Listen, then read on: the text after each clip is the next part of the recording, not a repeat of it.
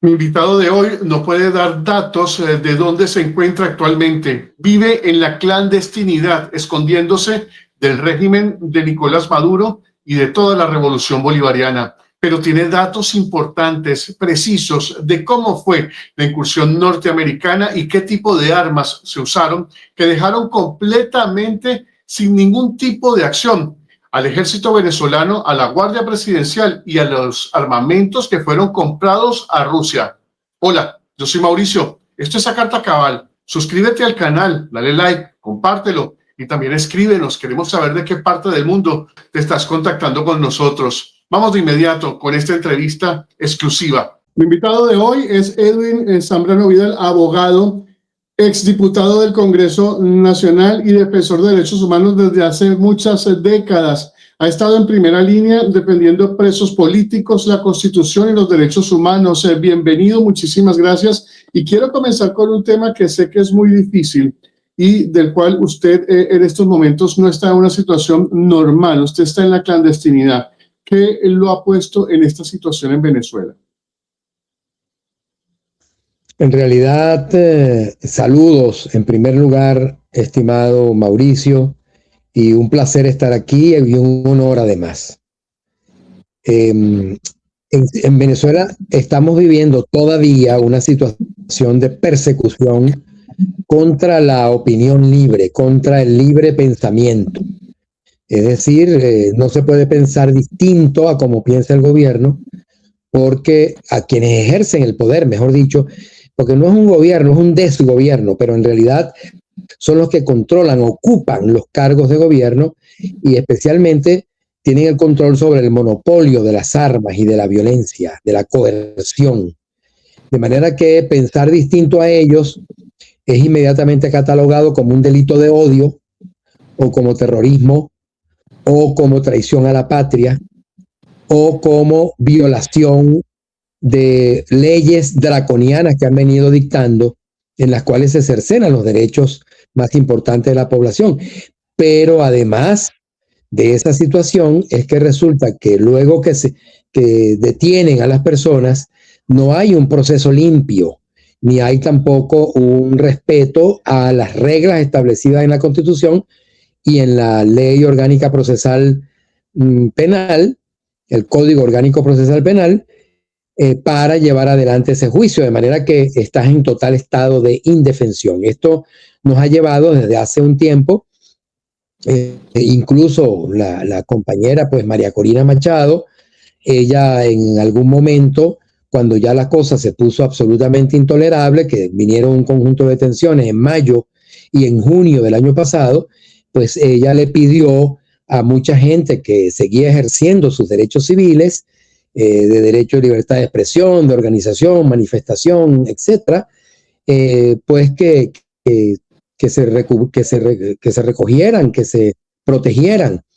Lo que antes se llamaba clandestinidad, ahora lo llamamos en situación de protección, para evitar que nos agarren o nos metan presos sin ningún tipo de derechos. Eso me tiene a mí en esta situación. Además, varios de mis compañeros de trabajo, Omaira Salazar, Ramón Bejarano, un sobrino, Jorge Francisco Zambrano, fueron detenidos sin mediar ningún tipo de acusación ni orden judicial, y ellos incluso me alertaron acerca de la situación que me podía estar causando peligro a mí.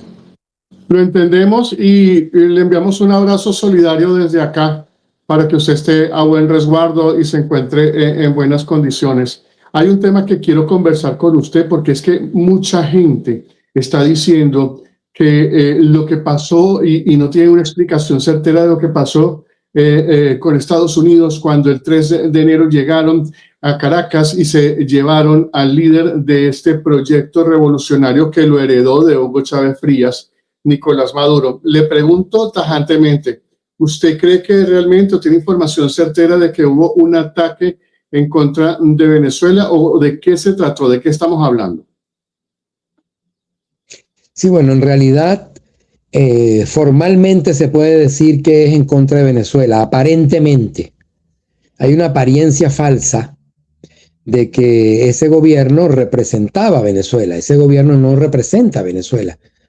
Ese gobierno es un gobierno de facto, y un gobierno de facto que está en contra de los preceptos, de las reglas establecidas en la Constitución, no es un gobierno legítimo, y en consecuencia sus actos son nulos. Jurídicamente no existe como tal, existe de hecho, existe de facto. Es como si usted toma posesión de una propiedad que no es suya y usted la invade por la fuerza o por el fraude, y viene el dueño y le pide que usted se salga, y usted no se sale, no le da la gana, y en consecuencia pues no hay, pues usted queda fuera de su propiedad, pero las reglas de derecho le otorgan a usted el derecho a ser propietario y el título de propietario de esa vivienda, de ese inmueble, de ese terreno, como sea, una finca, lo que sea.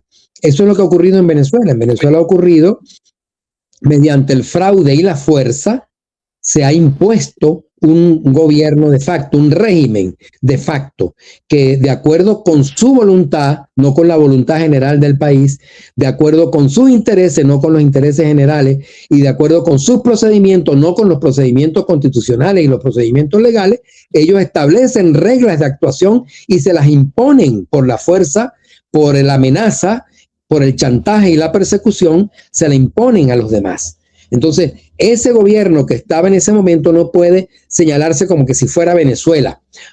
Ahora bien, hay una intervención sobre el territorio venezolano, sobre una parte del territorio venezolano, y hay una actuación sobre algunos lugares de la República. Ahí hay una intervención, digamos, del territorio venezolano por parte de las Fuerzas Armadas de los Estados Unidos, en una situación sumamente excepcional e irregular, que es que este señor y otros más están señalados y enjuiciados ante cortes de los Estados Unidos por delitos graves en contra de los Estados Unidos, y en cierto modo también delitos contra la humanidad, porque hay tratados internacionales en relación al tráfico de drogas, hay tratados internacionales también en relación con los delitos de lesa humanidad, es decir, el maltrato de ciudadanos más allá de la persona, y que afectan u ofenden a la humanidad, por eso se llaman lesa humanidad, que lesionan a la humanidad, y también relacionados con el lavado de dinero.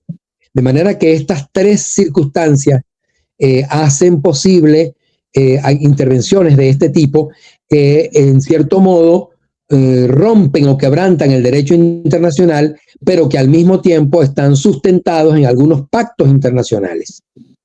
Quiero preguntarle algo muy puntual, porque se ha especulado mucho.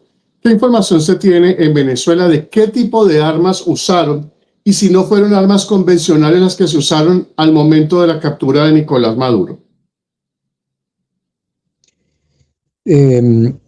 Ya se venía diciendo por expertos militares norteamericanos, es decir, gente que ha estado en los servicios de inteligencia, que ha estado en las fuerzas aéreas, en las fuerzas militares norteamericanas, en diversos programas. Recuerdo en este momento a alguien algo así como Fabián Di Luca, que es un experto militar que fue oficial de la Fuerza Aérea y además oficial de inteligencia, y venía señalando la cantidad, vamos a decir que el sistema ofensivo militar, vamos a llamarlo así, no solamente las armas, sino el sistema ofensivo militar de los Estados Unidos en este momento, en 2025, y ahora pues 2026. Ese sistema arranca con una especie, vamos a llamarla, de inhabilitación electromagnética. Es decir, como ahora las armas son electrónicas y las comunicaciones son de carácter electrónico,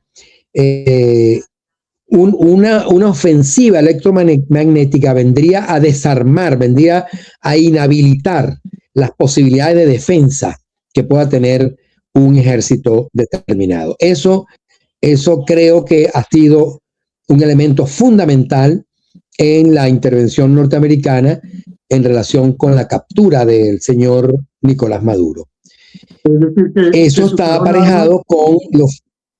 Es decir, que se usaron armas que no se usaron armas que no se conocían, que no habían sido utilizadas en otras oportunidades. Creo que esta especie, repito, de ofensiva electromagnética, es decir, es como un ataque, pero no es un ataque que produce bajas, sino que es un ataque que desarticula toda la capacidad electrónica de detección y al mismo tiempo de reacción o de respuesta del adversario. Eso es un tema. Ahora, hay otro tema que incluso se ha manifestado y hay un mensaje de voz que circuló con bastante recurrencia de un supuesto militar venezolano o un elemento de la defensa, digamos, del gobierno de Maduro, que manifestó que hubo una especie de arma sónica, es una arma sónica que produce, digamos, ondas de difícil descripción y que al mismo tiempo aturden y producen sangramiento por algunos orificios del organismo humano, según lo que se manifestó en ese audio o esa nota de voz de parte de un supuesto defensor del gobierno de Maduro. De manera que ahí eso es un tema que está en investigación. Pero lo cierto es que hubo una desarticulación de todas las capacidades de defensa, pero que además hubo un proceso previo, porque recuerda que hace 3 meses, es decir, a mediados de agosto, se comenzó con la movilización de naves y aeronaves al Caribe Norte, al Caribe Sur. Y en consecuencia se venían pues desarrollando toda una preparación que tiene además un gran trabajo de inteligencia para determinar la ubicación de Maduro, sus movimientos, sus distintas, digamos, operaciones o movimientos, mejor dicho, dentro del fuerte Tiuna, los distintos espacios a donde se podía esconder o por donde podía salir. Esto ya ha sido documentado por algunos canales que son expertos en estos temas militares y revelan que eso se venía desarrollando desde hace más de 3 meses, entre 3 y 4 meses se venían desarrollando todo un trabajo de inteligencia que permitía la ubicación y una acción que se ha llamado una acción quirúrgica, una acción, digamos, de extracción de gran factura, en el sentido que produce muy pocos daños, los llamados daños colaterales o daños no deseados, que en el caso de Venezuela aparentemente fueron muy pocos. Kevin, si Maduro lo sabía, si las fuerzas militares bolivarianas lo sabían, si la inteligencia de la revolución sabía, como usted lo acaba de decir, desde hace 3 meses estaban sonando esas campanas de que podría haber una intervención, ¿por qué no defendieron al líder de la revolución? Es la gran pregunta que se hace las personas. Bueno, en primer lugar, está la tesis de una traición por parte de los hermanos Rodríguez, por parte de Delcy Rodríguez y Jorge Rodríguez. Y no solamente ellos, sino su entorno. Eso es una de las cosas que se señalan. Incluso Nicolás Maduro Guerra, hijo de Nicolás Maduro Moros, la persona que fue extraída, el que ocupaba el cargo de presidente, ha dicho, lo dijo públicamente, que se sabrá quiénes son los traidores. O sea que está basándose en la hipótesis de la traición. No es una hipótesis formulada por mí, es una hipótesis formulada por ellos mismos. En segundo lugar, está la hipótesis de la aparente connivencia de parte de importantes oficiales, comandantes de las estructuras defensivas, connivencia con el ataque. Es decir, que no estuvieron suficientemente pendientes, que hubo una torpeza que pudiera llamarse dolosa, pudiera ubicarse como una torpeza dolosa ante esos 3 o 4 meses de anuncios que ya se venían desarrollando y operaciones supuestamente de defensa, emplazamiento de sistemas antiaéreos, etcétera, incluso movilización de tropas para una isla cercana, una isla de Venezuela cercana a la costa que se llama La Orchila. Se movilizaron alrededor de 2 batallones, que son más de 1,000 soldados, ¿no? Y con un conjunto de equipamiento militar. Entonces, esa es una segunda hipótesis que puede estar sumada a la primera o puede ser una hipótesis independiente.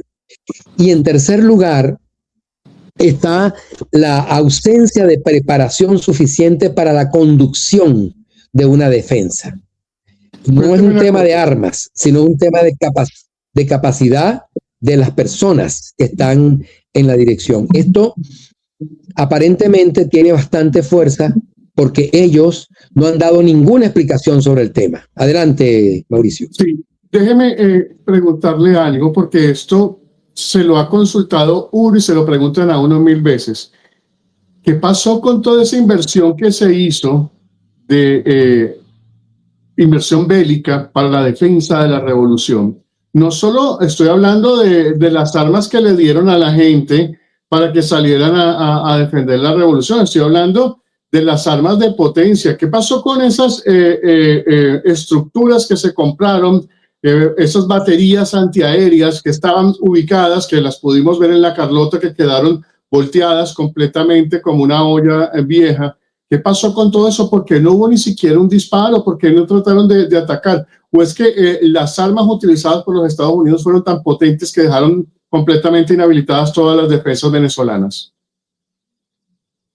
Sí, en primer lugar es eso, hay una gran potencia de parte de, y ahí está una grave culpa, una culpa grave por parte de quienes ejercían estos cargos de representación o esos cargos de dirección y de gobierno, porque en vista de un adversario tan, pero tan poderoso, pues era obvio que tenían que buscar una fórmula de arreglo.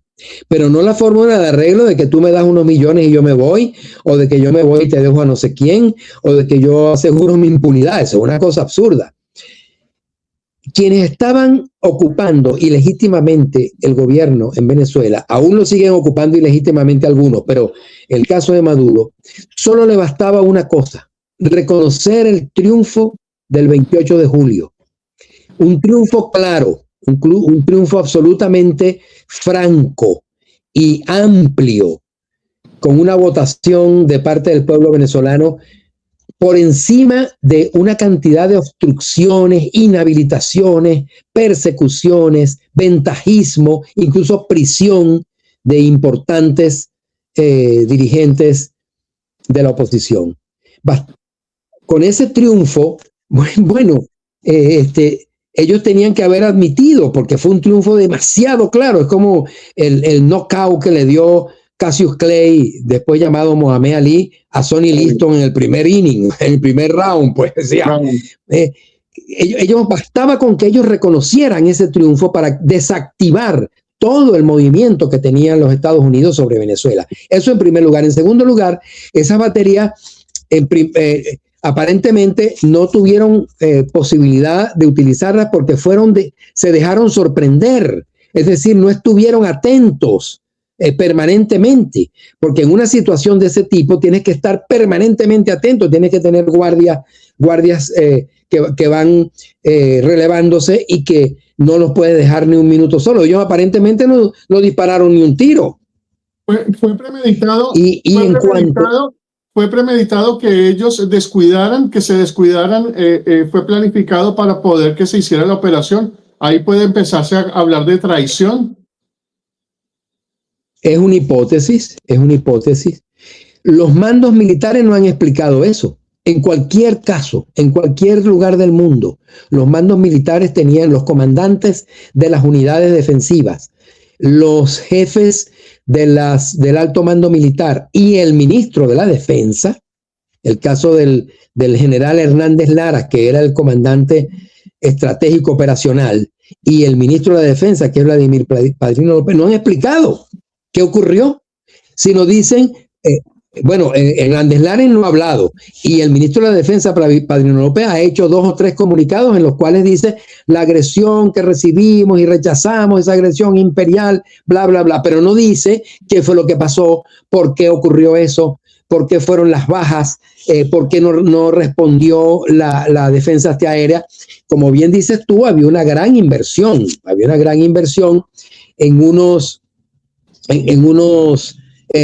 unas baterías antiaéreas S-300 VM de largo alcance, es decir, unas baterías modernas, nuevas, rusas. Había también otras baterías de menos alcance llamadas Buk ML, habían baterías de corto alcance y unas famosas Eagle, que eran unas baterías antiaéreas portátiles que fueron ostentadas en videos, etcétera, diciendo que con eso el pueblo iba a defender y eso se lo ponían en el hombro y tumbaban a todos los helicópteros. De los 11 helicópteros que está confirmado que operaron, o de los 15 que se supone que operaron, porque entre 11 y 15, pero está confirmado que 11 operaron, ni uno salió con ningún rasguño. Se dice, hay rumores de que cuando hicieron el aterrizaje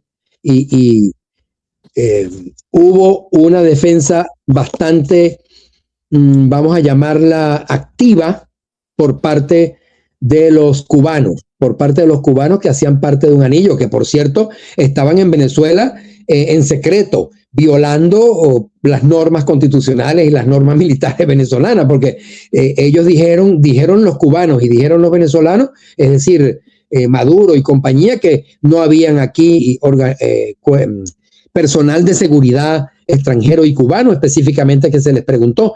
Ellos parece que hicieron una defensa, pero con armas cortas, que es la defensa, digamos, del anillo de seguridad, y aparentemente hubo algunos heridos por parte, es lo que se comenta en algunos medios norteamericanos y algunos medios especializados en esta materia, que hubo algunos heridos, se habla de entre 5 y 7 heridos por parte de la fuerza norteamericana. Y mientras que por otro lado hubo 34. Dígame. Quiero preguntarle algo. Ese silencio del ministro de la Defensa, ese silencio del alto mando militar, de la cúpula militar, ¿cómo lo podemos interpretar? ¿Como debilidad o como un cálculo político? Porque esto está muy raro. Esa plática se perdió de lo que se compró para defender la defensa de la revolución, pero también la joya de la corona, que era Nicolás Maduro y Silita. Pero, ¿qué pasó entonces? ¿Ese silencio a qué se debe? Ese silencio, como dices tú, es sumamente sospechoso, pero en primer lugar se debe a, yo diría, un altísimo grado de irresponsabilidad de quienes han estado al frente de las armas y han detentado los cargos de gobierno y los cargos de Estado. Una gran irresponsabilidad, porque nadie dice nada, nadie pregunta nada. No pregunta nada el inspector general de las Fuerzas Armadas, que tiene competencia para preguntar en este caso. No pregunta nada la Asamblea Nacional, que tiene facultad en relación con las situaciones de guerra en las cuales no pregunta nada la vicepresidente ilegítima de la República, que era la que le seguía a Nicolás Maduro. O sea, no preguntan, bueno, ¿qué pasó? No hay una interpelación en la Asamblea Nacional de los jefes militares para que nos respondan a Venezuela qué pasó, porque se invirtieron 15,000 millones de dólares, según las cuentas, en armas que se le pagaron a Rusia y a otros países, pero especialmente a Rusia, en relación con estas armas defensivas antiaéreas y con otras. Porque los fusiles, eso no tiene mucha importancia, porque los fusiles no iban a entrar en acción ni siquiera en ese momento, en este esquema, pues, que nosotros vimos. Además, incluso hay algo que es importante, y es que nosotros tuvimos un satélite que se había puesto en órbita con el apoyo de China. Te estoy hablando en el año 2006, algo así, 2007. Recuerdo que Chávez presentó como un gran avance tecnológico en nuestro país, etcétera. Y ese unos años después, 6, 8 años después, del 2007, en 2015, algo así, se dejó de pagar y en consecuencia no se pagó más. De modo que ese satélite que podía haber cumplido un rol de avisar y de activar mecanismos de defensa, tampoco estaba operativo, aunque eventualmente no era suficiente para detener la acción y para producir un gran impacto, pero al menos se pudiera hacer una defensa. Fíjate tú que un país pequeño, relativamente mal armado, etcétera, como Ucrania, le ha hecho a Rusia, que es una potencia militar, la ha hecho, pues va a cumplir 4 años defendiéndose del oso ruso, del coloso y del monstruo ruso. De manera que Venezuela, pues con alguna vergüenza, con alguna capacidad de las fuerzas militares, el alto mando militar especialmente, pues debería dar una respuesta que no da y que deja entrever una situación de complicidad, de incapacidad, de irresponsabilidad o eventualmente, según lo ha dicho Maduro, guerra, de traición. Se me agota el tiempo. Yo quiero que el pueblo está en medio de todo esto. El pueblo no debería estar pagando las consecuencias de unas decisiones que se toman y que han pasado por encima leyes, han dejado las garantías constitucionales de un lado, las libertades de las personas de un lado. El pueblo está en el medio y esto no debería pasar. Si usted tuviera que decirle una sola verdad hoy al país, ¿cuál sería esa verdad que usted le diría a los venezolanos que están en Venezuela y los que están viéndolo fuera del país? Que esta intervención para extraer a Maduro produce una especie de punto de inflexión en el proceso venezolano. No en cuanto a que se cambia la dictadura, porque la dictadura sigue, no porque cesa el tutelaje, porque el tutelaje sigue, es decir, antes estábamos tutelados por los rusos, chinos y cubanos, y ahora estamos tutelados por los norteamericanos. Pero sí puedo decirle que iniciamos un camino que puede culminar con una recuperación de la soberanía nacional y la soberanía popular, del restablecimiento de las instituciones democráticas y de la reconquista del ejercicio de nuestros derechos como ciudadanos libres, con una tradición de lucha, de libertad y de ejercicio de nuestros derechos. Yo le diría ese mensaje. Creo que estamos en un camino. Pedro, quiero darle las gracias en nombre de todas las personas que están viendo esta entrevista. No me imagino cómo es la situación de estar en un lugar donde uno no tiene que estar, en una situación de clandestinidad y alzar la voz lo llena a uno de mucho orgullo y satisfacción. Desde acá le envío un abrazo, espero pronto podernos ver en persona, darnos ese abrazo y desearle lo mejor para usted y para todos los suyos. Enhorabuena. Sí, muchas gracias, Mauricio. Se están liberando presos políticos. Hay un reclamo de que se restituyan las libertades públicas en Venezuela y los derechos y las garantías. Creo que eso va a avanzar pronto. Un abrazo. Un abrazo, hermano. Muchas gracias. Muchas gracias por tu deferencia y un honor estar en tu canal.